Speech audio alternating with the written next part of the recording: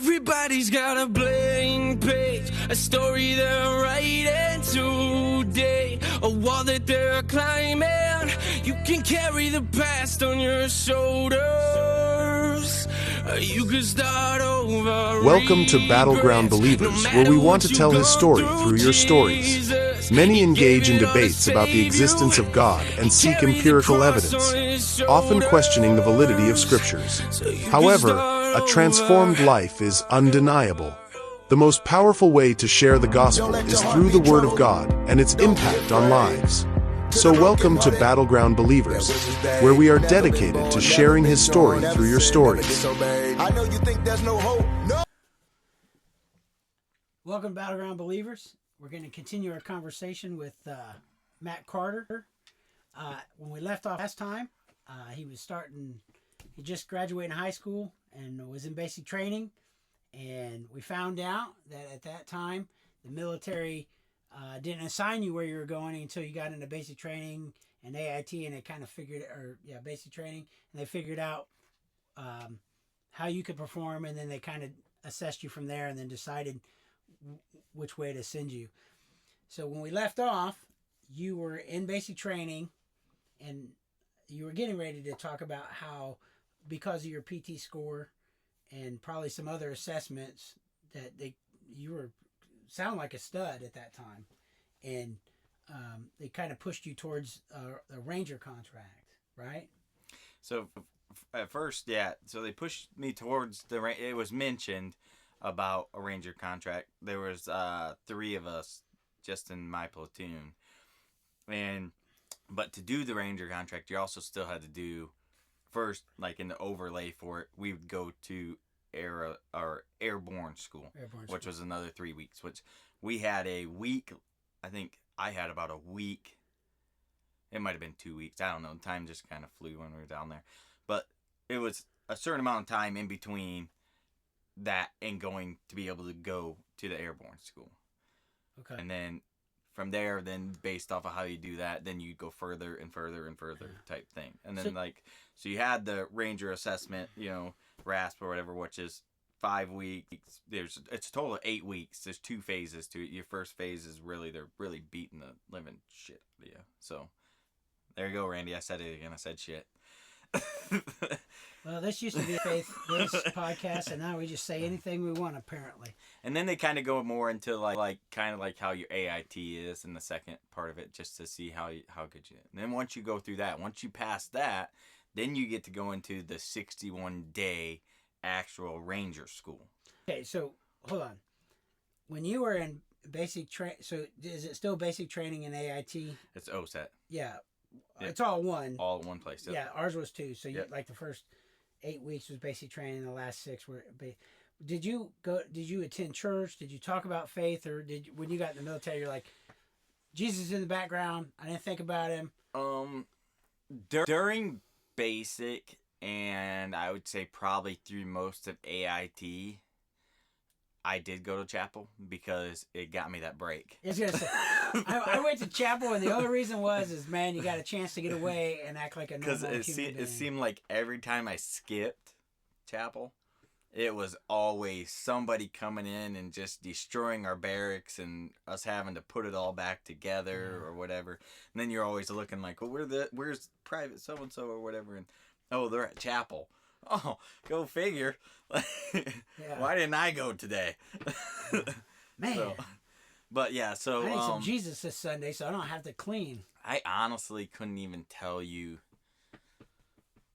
I can't think because I didn't have there wasn't a Baptist one. I'm trying to think what it was, what chapel it was that I went to when I was down there. It was like Were you on Benning, Georgia? Yeah. It's like non-Protestants or something like that is what they were. And I would go to those. It was church. It was just like almost any other church I went to and stuff. It was cool. The chaplain was really neat. He was really cool. And like the really neat part about, I can't remember his name. I wish I could.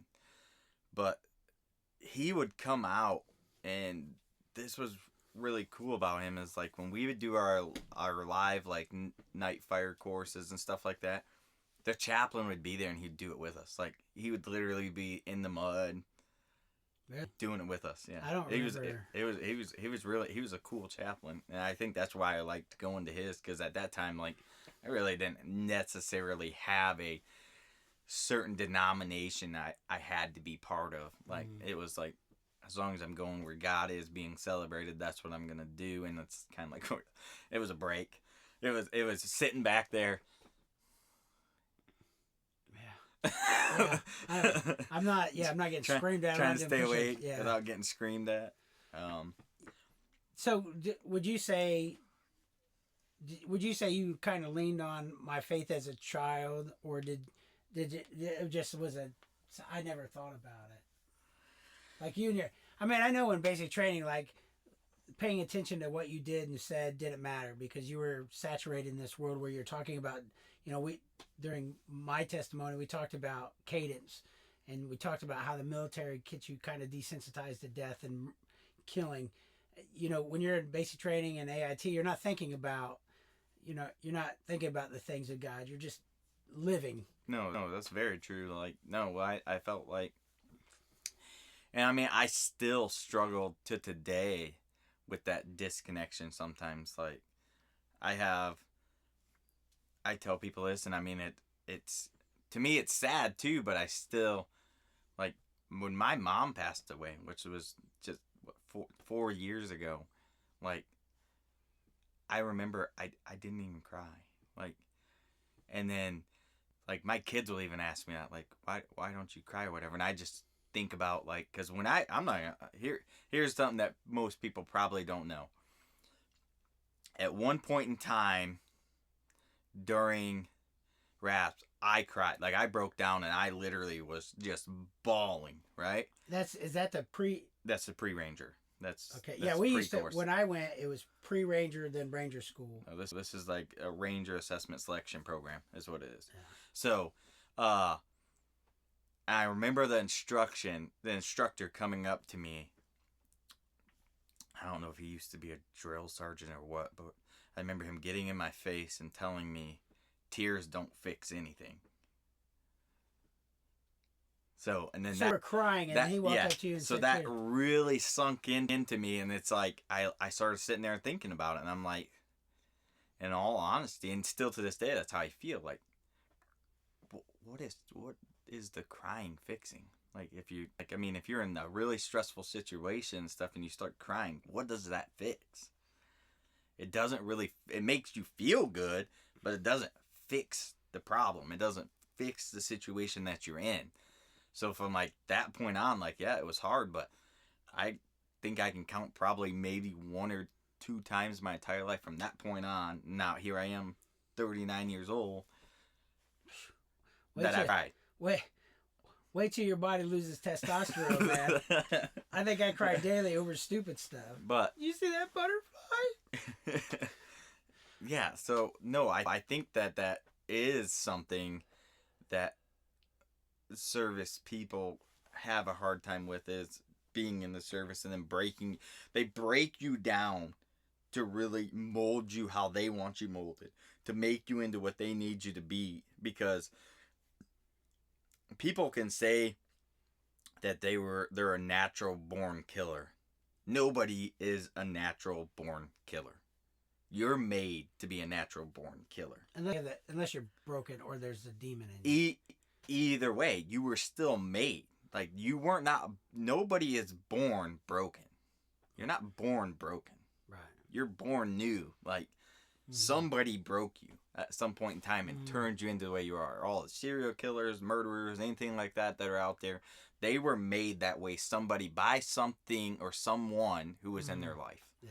And I feel like that's how service members are too. Like, that's what those drill instructors' jobs are to do, is to break us down, take the old of us, make sure they throw it away or bury it as deep inside you as you can, to turn you into this new thing they need you to do. And then at the same time, desensitize you to not hesitate when you got that person pointing their weapon at you, that you will be the first one to pull the trigger to take them out. Yeah. I still eat so fat. Like, when we go out to dinner, man, it's like 7 minutes, I'm done. I look up, my wife's like, I can't believe you eat this fast. Oh man! So when I first went to basic, like that was not me. I was a slow eater, right? And I figured out real quick that if I didn't keep my feet flat on the ground, facing my plate, and just start shoving, like I was gonna be hungry. Yeah. The rest of the day. Now the downfall to it is if you have, a drill sergeant like I had, and he was the most feared drill sergeant down there in Fort Benning at that time. When we were at 30th AG, we were told about him that hopefully when you guys go down range, you don't get Drill Sergeant Hatch. Yeah. Everybody was afraid. Drill Sergeant Hatch was the hardest drill sergeant out of all of them. Like, he didn't play games. He didn't do that type of stuff. But I still remember him because my luck is I got Drill Sergeant Hatch. So, I remember when we were going to chow or whatever a couple times, and this made me, like, I got used to eating real fast like that and eating my whole plate. Like, I mean, they would let you get whatever you want. That's where, like, I was telling you how when I joined, I was 160 pounds, right, going in. Coming out, once I was coming out of OSET, I was 205 pounds. Like, they just made me solid and big. But I would get eggs, I would get bacon, I would get like anything you wanted. Like you were allowed to get whatever you wanted. Really? Yep. And we went down, you sit down, but the issue is you had to eat. Like, and I remember getting into the point, like the very first time I picked my eyes up, and unfortunately I made eye contact with a drill sergeant. He said, he just grabbed the plate, threw it in the trash, and then I had to go out and I had 2 bites. And I'm like, I just got smoked for, the last 10 hours. And I got 2 bites, and now who knows when the next time I'm coming back in here to eat, or if it's going to be an MRE that I have to eat, type thing. So, but I remember a few times when we were there, I got good at stuffing my face. Like I would literally just, I'd stuff it. I mean, I would be big, right? And as soon as we walked out, this is Georgia in the middle of summer. It's hot as hot can be. Like, Drill Sergeant Hatch would start smoking us right there, right outside of Chow Hall. Oh, yeah. Until every last one of us puked up everything we ate.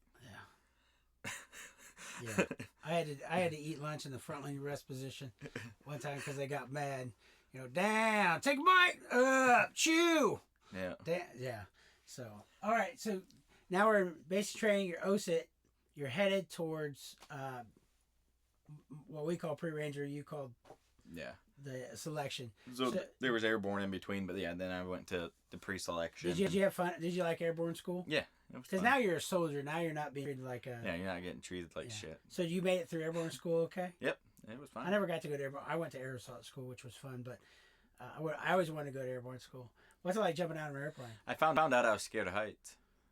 Never knew. Did you put at the door? Never knew. Oh my gosh. No. So here's the thing. Like a lot of people, at least in my experience with it, a lot of people talk about that pausing at the door or whatever, but they make sure that doesn't happen, because what they do is throughout that whole 3 weeks up until the end, you're doing all these towers from different heights where you're just on the static line and you're going down it and you're practicing, right? A lot of times that's where they find out who is afraid of heights and who they can make overcome it and stuff, and then who's hesitant still to jump or whatever, right?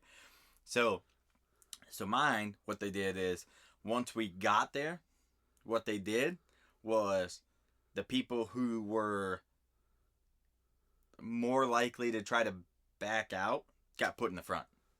So the whole line's just gonna keep pushing you, and you're gonna go one way or another. So you actually got up in the C-130, you were going. Yeah. Yeah, because the guy behind you is not going to stop. No, because that guy back there is driving. It's like go. Yeah. So no, it was fun. That was fun too, and then so like you said, like part of that is like you just got done being treated like garbage. Now you're being treated like a soldier. That was the only downfall to going right into that ranger selection, is because now you're back to being treated like shit again, because they're breaking you. They're going to push you as hard as they can with no sleep, very little food, push you to the limits, make you go out and do your nav, make you go out with little sleep. Is that the ranger stuff or the airborne stuff? No, that's after. That's what I'm saying. Okay, after. I was going to say, yeah. Yeah, you go to the airborne, though, and they treat you again like more like you're a soldier. And now you're earning this airborne tab, right? Now, once you leave there, however many weeks later, whatever, that you finally get to go to your selection or whatever, you start going through those phases, but it's back to like almost like when you first came to Fort Benning and you're in red phase of basic training. They're treating you like complete shit again. Yeah. Or whatever. And then that would have been the point where I broke down at one point in time. Yeah, you know, because I'm sitting here thinking like, I literally just punished myself for 20 weeks between those two things, you know, between the OSET and airborne, just so I can come here and get punished for another. Like, do I hate myself that much that this is what I'm put myself through? Like, that's what's going through my head. Like, why am I doing this to myself? Like, this was a choice. Like, I mean, that was a choice too, but once I was in it, I was in it. Like, I knew what this was going to be like. Like, I chose this. Like, this is me punishing myself. What did I do to myself to deserve this? So he comes up to you and says, crying. There's no crying in baseball, right? Yeah, it's pretty much, he said, crying, I'll never forget it, because he said, crying never solved anything, or fixed anything. And he said it, like, right in my ear. Crying never fixed anything. So did you pull yourself together? And yeah, I did. I didn't have a choice. Like, I pulled myself together. So, but there's during this time, there's never a consideration of God. There's never praying. There's nothing. Not really. At this point, there's no God. No, I mean, not that there's not. No, God. I know there's a God, but I'm not giving him time. Yeah. And it's like, to me, it's just like I didn't have the time, which is sad because, like, you probably needed it more. I mean, I can't say that because in all honesty, I probably was kind of praying to him, God, just get me through this. Like, let's make this March end. Like, please, I don't want to do another push-up. Please, don't let me. Do you say Jesus' Jesus' name daily? Oh yeah, I'm sure I did, and I probably took his name in vain quite a bit during that time too. Oh, I guarantee like, it. I don't remember. I remember it, but like I won't remember like specific details that I said the F word this many times or type thing. Like, I wasn't considering that. I was just trying to get through that selection phase. Well, because they my memory is they'll give you like 25 hours worth of work and they'll give you 3 hours to do it. Yeah, on purpose. Dude, it's torture. That's all it is. Is it's literally that whole point is to get you ready for that 61 days.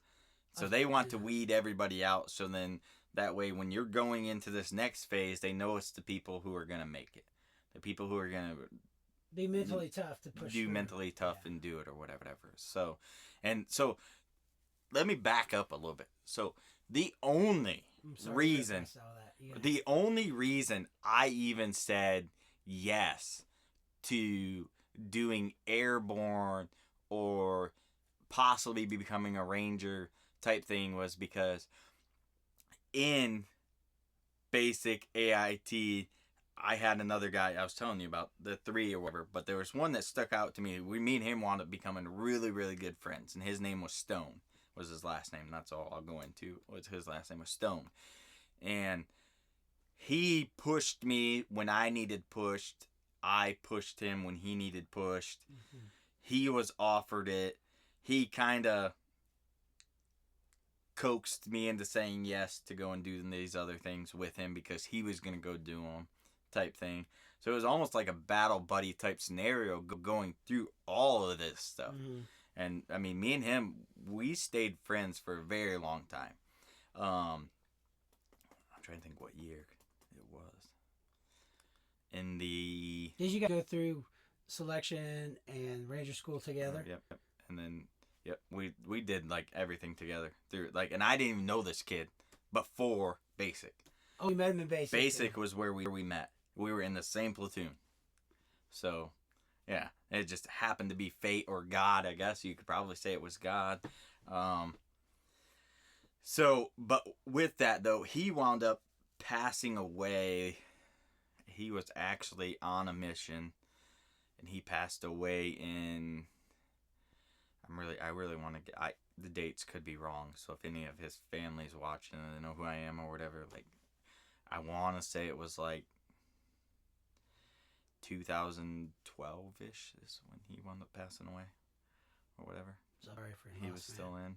Yeah, he was a really good guy, and I mean, one of the things that I guess I liked about it is, so he was from upstate. Like he had that accent, even like that. Like a New Yorker? Yeah, like the Boston New Yorker accent. Hey, yo, how you doing? I love the New York accent. And but some of our conversations and stuff, like you said, like God really didn't come up a lot during the things, but during some of the down times when you did get to slow down and me and him actually did get to communicate and stuff, we did talk about God a lot between me and him. And I hate to say it, but he wasn't even like raised in the church, raised in stuff like that. He wasn't big on the faith and stuff like that, but he was the one that always seemed to bring it up with me. And I don't know if it's just because he felt comfortable and he felt like he could ask questions, because I got friends like that now too that ain't necessarily a believer, but they believe there's something, and they're the same way. And I think some of that is because I've never been pushy about my faith. Like, I feel like God wants us to disciple, and I do believe that he does want us to disciple, but he doesn't want us to go beat it over people's heads. And it's not our job to judge other people either. I mean, you can read people by their character and by what they're doing and stuff like that, and you can decide whether you should be around that person or not, but it's not our job to judge that person or whatever. Yeah, so I have no idea what's going. Yeah. I've never done that. Like, I've never been the judgy, and I feel like that is some of the reason why people feel like they can come and talk to me, even if they know that whatever it is that their belief might be doesn't necessarily line up with my belief. They feel comfortable still because they know I'm not going to judge them, and they know I'm not just going to be like, no, you're wrong, I'm right, you're wrong, type thing. I'm going to dig a little bit deeper into it and ask questions like why they believe what they believe, you know, what it is that, where do they get that from? Like, where did they get that idea of that's what it was or what it is or type thing. And I'm never going to push it on somebody. So, So did you graduate from actual Ranger school? Yes, I wound up graduating from Ranger school. So you told me that after Ranger school, then you go to another school, right? Yes. Well, there's RASP 2 is what it's called, and that's where you're going to get selected technically, and you'll know like exactly where you're going. You have to pass everything to be which able to get there. battalion you'll go to. Where you're going to go. So like whether you're actually going to be a ranger or you're just going to be somebody with a ranger tab. Okay. Yeah. Because when I was going, I was just trying to get my tab. Well, they didn't have. There's lots of people that do that, and there's nothing wrong with that because it is a course that challenges you to everything that you can possibly imagine. It's a leadership school. Yeah. So did you graduate that too? What, the RASP 2? Yeah. That's where we can start talking like on the next episode or whatever, because that goes into some pretty depth stuff that I don't think you even know that me or you have ever talked about. No, I don't think so either. Yeah. So we're kind of winding down this episode right now. But what was graduating Ranger school like? It's a whole experience. Like, I mean, getting that tab put on there, so it's great. Like in that aspect that you did something that not very many people do, but there still is a lot that do it. Yeah, but man. But at the same time, it's also one of those things you look back at and you're like, yeah, I'm glad I did that, but what did it really do? Like, I mean, type thing or whatever. Like, I mean, I know it structured me who I am or whatever, and I was very excited at that time that I was one of the ones that got to graduate, and I did what I had to do it. But almost everything I have that, I don't know what it is with me or whatever, I always look back and say, like, why did I do that? Like, type thing. I've always been that person that wants to ask the questions like, why? Why did I have to do that? Why did I do that? Why? Man, that's one of my biggest regrets in life was not finishing the process, because I got hurt, then I have enough retention to go back and finish. So, did you ever try to go back? No, I ran. Oh. Matter of fact, I was in the CP, and the first sergeant had said something about maybe going to the E6 board and going back to getting sent back down to go to school. And I had told this guy, man, I'm not re-enlisting. And the first sergeant overheard me and came in and he said, I'm not sending you anywhere. You're not doing anything until I see a re-enlistment. and I never re-enlisted. So my biggest regret is not getting the tab. Yeah, because I actually had fun.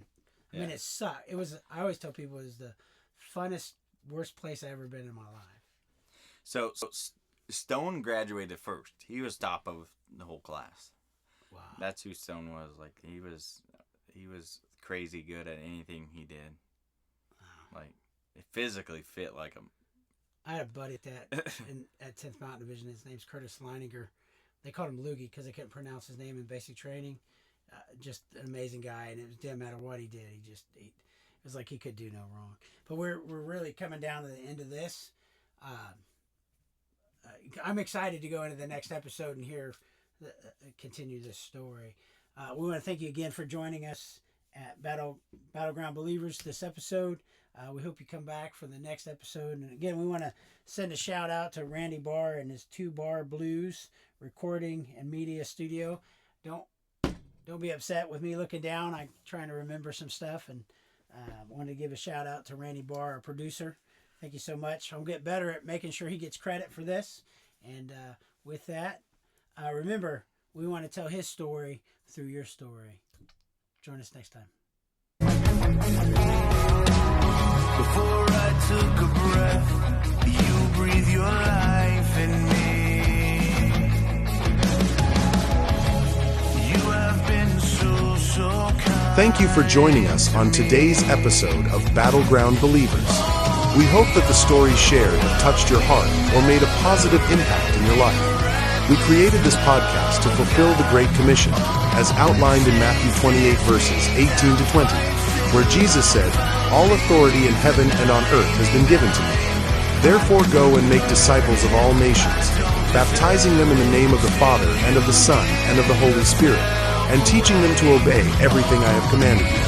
And surely I am with you always, to the very end of the age." Thank you for joining us at Battleground Believers. Remember, the best way to share the gospel and his story is through your story. Have a great day.